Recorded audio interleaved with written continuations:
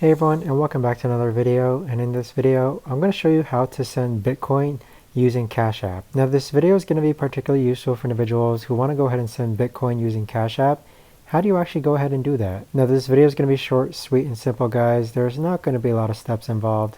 So the first thing that we're going to do is open up Cash App, and then next you want to click on the number on the bottom left hand corner. So for my example, it's $9. Underneath Save and Invest, you should see your Bitcoin wallet.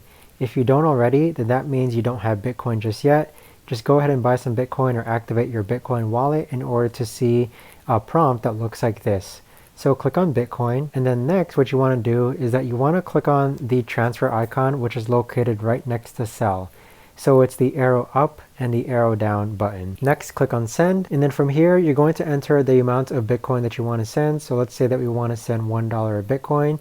Click on next, and then here is where you're going to input the Bitcoin address, Lightning invoice, and also the memo, and then click on next. But that right there, guys, is the best and easiest way that I know of to actually go ahead and send Bitcoin on Cash App. If you guys know of a better or easier way to actually do this, let me know in the comments down below.